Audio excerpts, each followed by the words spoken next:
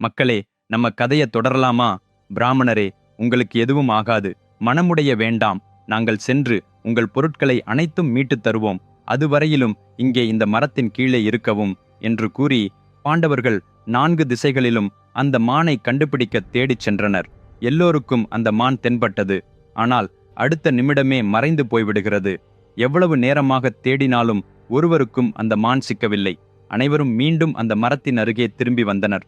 அப்போது நகுலன், அண்ணா, இது முழுவதும் ஒரு மாயை போல இருக்கிறது. அது ஒரு கணத்தில் தெரிய வருகிறது, மறுநிமிடத்தில் மறைந்து போய்விடுகிறது. இங்கே பார்க்கும்போது அந்த பிராமணரும் இல்லை. என்ன இந்த மாயை என்று கேட்டான். எவருக்கும் எதுவும் புரியவில்லை.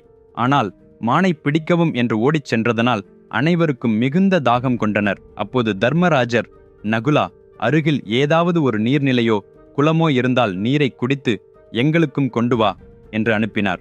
சரி அண்ணா என்று சொல்லிச் சென்ற நகுலனுக்கு சில நேரம் கழித்து ஒரு சிறிய குளம் தெரிந்தது.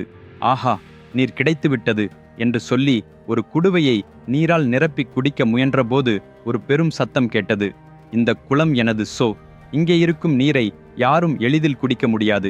என் கேள்விகளுக்கு பதிலளித்தால் மட்டுமே குடிக்கலாம் என்றது ஓசை. சுற்றிலும் எவரும் இல்லை. இப்படியே சில வகை தோற்றமற்ற எண்ணம் என நினைத்து நகுலன் அந்த நீரை பருகினான். சில துளிகளை எடுத்துக்கொள்ளவும் செய்தான்.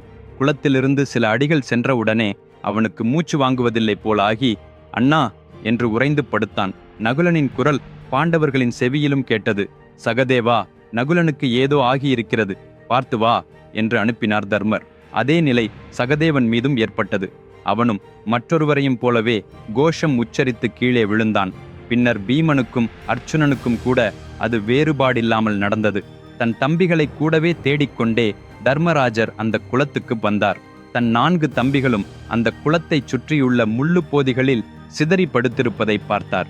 என்ன ஆனது எனது தம்பிகளுக்கு? என் தம்பிகளே என் வாழ்க்கை. அவர்கள் இல்லாமல் நான் வாழ வேண்டிய அவசியமில்லை.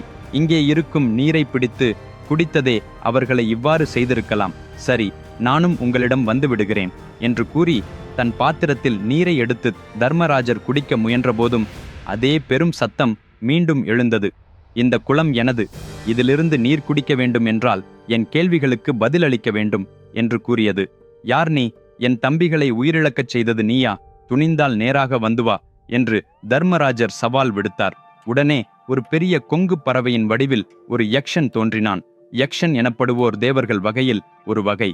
நான் எவ்வளவு எச்சரித்தாலும் உன் தம்பிகள் என் கேள்விகளுக்கு பதிலளிக்காமல் இந்த நீரை பருகியதால் அவர்களுக்கு இவ்விதமான நிலை ஏற்பட்டது. முதலில் என் கேள்விகளுக்கு நீ பதிலளித்து முடித்த பின்புதான் உன் தம்பிகளின் நிலையை பற்றி நாம் பேசலாம் என்றான். சரி, கேளுங்கள், என் திறனடிப்படையில் பதிலளிக்க முயற்சிக்கிறேன் என்று தர்மராஜர் சொன்னார். யக்ஷன் கேள்விகளை தொடங்கினான். தர்மராஜர் பதில்களை சொல்லுகிறார். அவை: 1. அனைத்திற்கும் மேலான தர்மம் எது? அஹிம்சை, ஊனஞ்செய்யாமை. 2.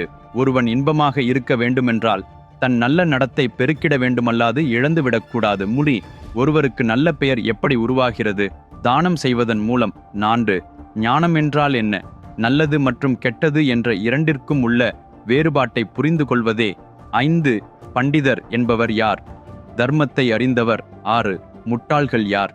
தர்மத்தை அறியாது எதிராக வாதிடுபவர். 7. ஒருவருக்கு ஞானம் எப்படி கிடைக்கும்? பெரியோர்களை வழிபடுதி சேவை செய்வதனால். 8. ஒருவரின் வளர்ச்சிக்கு உதவுபவை. தைரியம். 9. காற்றை விட வேகமானது புத்தி. 10. புல்பொடிகளை விட அதிகமாய் உழவும் ஒன்று. எண்ணங்கள். 11. தர்மத்தை விட மேன்மையானது பரந்த மனப்பாங்கு. 12. எல்லாமற்றை விட போற்றத்தக்கது திறமை. 13. கண்டிப்பாக பெற வேண்டியது ஞானம். 14. அனைத்திற்கு மேல் உயர்ந்த சொத்து ஆரோக்கியம். 15. கட்டுப்பாட்டில் இருக்க வேண்டியது புத்தி. 16. மனிதனை நாசமாக்குவது கர்வம், ஆணவம். 17. மனிதனுக்கு இருக்கக்கூடாதது கோபம். 18. மகிழ்ச்சியாக இருக்க வேண்டுமென்றால் என்னை விட்டு விலக்கிவிட வேண்டும், பேராசை. 19. நடத்தை காட்டுபவன் யார்? நல்லவன், நல்லொழுக்கம். 20. சந்நியாசி என்றால் யார்? சுய கட்டுப்பாடு உடையவர். 21. உண்மையான நிக்கிரகம், நற்கட்டுப்பாடு எது? புத்தியின் கட்டுப்பாடு. 22. சமாதானம் என்றால் மனம் அசைவற்ற இருத்தல். 23. தயை என்பது எல்லா உயிர்களும் சந்தோஷமாக இருக்க வேண்டுமென்று வாழ்த்துதல். 24. அனைவருக்கும் மிகப்பெரிய எதிரி கோபம். 25. எந்த நோய்க்கும் நிரந்தர மருந்தில்லை, பேராசை. 26.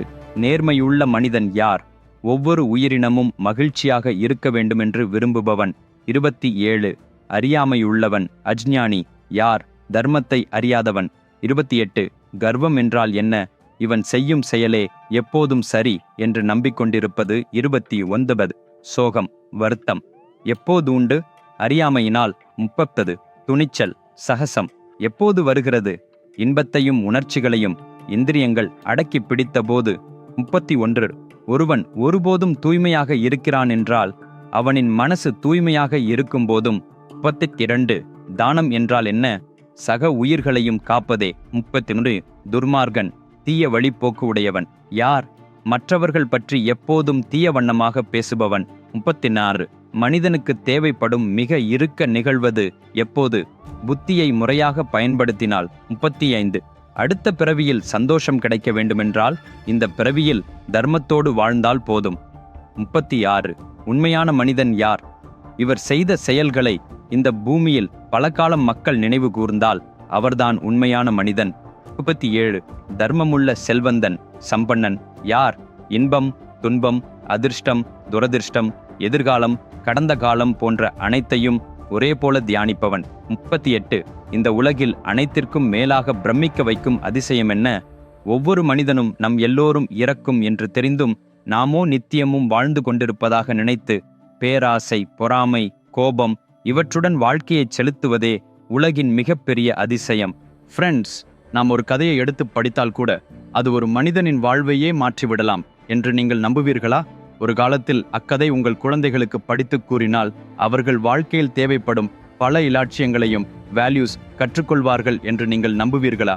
நீங்கள் வாழ்க்கையில் எதிர்நோக்கும் எந்த ஒரு பிரச்சனைக்கும் ஒரு கதை போதுமான தீர்வை தரும் என்று சொன்னால் அது நம்பத்தகுமா? ஆம், இது சாத்தியமே. இப்போது வரலாற்றிலேயே மனித குலத்துக்கு எல்லா பின்னணியிலும் கூறப்பட்ட மிக பெரும் இதிகாசம் ஒன்றே இதற்கு பதில். அது மகாபாரதம். இந்த கதையென்றால் ஒரு சூப்பர் ஹிட் திரைப்படத்தை விட 100 மடங்கு சிறப்பாக இருக்கும். இதை ஒரு சவாலாக கூறுகிறேன். விக்ரமாதித்தியின் சொல்லாட்சியில் எழுதப்பட்ட முழு மகாபாரத கதையாக 2 பகுதிகளாக விற்பனைக்கு உள்ள புத்தகமாகவும் பேப்பர் பேக் மற்றும் இ-புக் வடிவிலும் அமேசான் உட்பட 43 ஆன்லைன் அங்காடிகளில் கிடைக்கிறது. இது உலகமெங்கும் 54 மொழிகளில் வெளிவந்துள்ளது. அதன் லிங்க்ஸ் இந்த வீடியோவின் விளக்கப் பகுதியில் டிஸ்கிரிப்ஷன் கொடுத்துள்ளேன். உடனே ஆர்டர் செய்யுங்கள். ஏனெனில் இது ஒரு சாதாரண புத்தகம் இல்லை, உங்களின் வாழ்வுக்கு தேவைப்படும் நூலகமாகும். இந்த விடைகளை கேட்ட யக்ஷன், ஆஹா தர்மராஜா, உன் ஞானத்தை விட மேலானதை நான் இதுவரை பார்த்ததில்லை. உன் அறிவை மதித்து உனக்கு ஒரு வரம் அளிக்க உள்ளேன். உன் 4 தம்பிகளில் ஒருவரை மட்டுமே மீண்டும் உயிரோடு கொண்டு வர முடியும். யாரை விரும்புகிறாய் என்று கேட்டான். தர்மராஜர் ஒரு நொடி கூட தயக்காமல் நகுலனை உயிர்ப்பித்து விடவும் என்று கூறினார். அதில் யக்ஷன் ஆச்சரியப்பட்டு, அர்ச்சுனனும் பீமனும் பிரம்மாண்ட வீரர்கள், அவர்கள் உன்னோடு இருந்தால் உனக்கு வலிமை கூடும். அவர்களை விட்டுவிட்டு ஏன் நகுலனை மட்டும் என்று கேட்டான். அதற்கு தர்மராஜர், என் தாய்க்கு என்னையும் பீமனையும் அர்ச்சுனனையும் குழந்தைகளாக பெற்றிருந்தார். என் பின் தாய்க்கு மற்ற தாயருக்கு நகுலன் சகதேவன் இருவரும் உள்ளனர். குந்தி தாய்க்கு நான் மகனாக உள்ளேன். அதுபோல 100 தாய்க்கு அவளின் கற்பத்தில் பிறந்தவன் ஒருவன் வேண்டும். அதே சமயம் என் பின் தாய்க்கும் அவளது கதியை தொடர ஒரு வாரிசு வேண்டும். அதற்காகவே நகுலனை தேர்ந்தெடுத்தேன் என்றார். இதை கேட்ட யக்ஷன், தர்மராஜா, உன் மாதிரியானவர் இதுவரை எனக்கு காணவில்லை, வருங்காலத்திலும் காணமாட்டேன். உன் தர்ம உணர்ச்சிக்கு நான் மயங்கினேன். உனக்கு ஒரே நகுலனையே மாற்றத்தில் உயிர்ப்பிப்பதல்ல, உன் 4 தம்பிகளும் உயிருடன் வரமளிக்கிறேன் என்று கூறி அவர்களை உயிர்ப்பித்து வைத்தான். இதன் மூலம் அவர்களின் அரண்ய வாசம் நிறைவு பெற்றது. பின்பு பாண்டவர்கள் 12 ஆண்டுகள் வனவாசத்தை முடித்துவிட்டு உண்மையான பரபரப்புக்கான காலப்பகுதி தொடங்கியது. அதுதான் 1 ஆண்டு அஞ்ஞாத வாசம், அடையாளம் தெரியாமல் இருப்பது. அஞ்ஞாத வாசம் மிகவும் முக்கியமான 3 விதிமுறைகளைக் கொண்டது. 1. அந்த 1 வருடம் மக்கள் இருக்கும் பகுதியில் அடைவது கடினம் அல்லாத ஊர்கள் வாழ வேண்டும். அடைவது திசைதான், ஆனால் அடைவின் கோட்பாடு, அடைவது செல்வது எச்செத்தர. 2. அந்த பருவத்தில் அவர்களின் உண்மையான ஊர் பெயர் அடையாளம் எந்த பேரிடத்திலும் தெரியக்கூடாது. 3. அதே 1 வருட காலத்தில் அவர்களை தேடி துரியோதனன் கண்டுபிடித்து விட்டால் அவர்கள் மீண்டும் 12 ஆண்டுகள் வனவாசமும் +1 ஆண்டு அஞ்ஞாத வாசமும் செய்ய வேண்டி வரும். துரியோதனன் எப்போதிலிருந்து இந்த காலத்துக்காகவே எதிர்நோக்கியிருந்தான். ஏனென்றால் பாண்டவர்களை உடனே பறிமுதல் செய்துவிட்டால் போர் செய்ய வேண்டிய அவசியமே உருவாகாது. எந்த போருக்கான முயற்சியுமின்றி தன்னுடைய சக்கரவர்த்தி தனத்தை அவர் நிரந்தரமாக வைத்திருக்கலாம். மேலும் பாண்டவர் மேல் உள்ள ஊனம், பகை தீர்க்கும் ஆசையும் அவருக்கு நிறைவேறும். ஃப்ரெண்ட்ஸ், அடுத்த எபிசோடில் உள்ள முக்கியமான கூறுகள் இன்னும் உயர்நிலை எடுக்கும். அதை தவற விடாதீர்கள். மறுபடியும் அடுத்த சனிக்கிழமை அதே நேரத்தில் சந்திப்போம். நான் எழுதிய மகாபாரத புத்தகத்தை உடனே ஆர்டர் செய்யுங்கள். லிங்க்கள் இந்த வீடியோவின் விளக்க பகுதியில் கொடுத்துள்ளேன். இன்னும் என் சேனல் சப்ஸ்கிரைப் செய்யாதிருந்தால் உடனே சப்ஸ்கிரைப் செய்து கொள்ளுங்கள். கவனமாக இருங்கள். Take care. பை.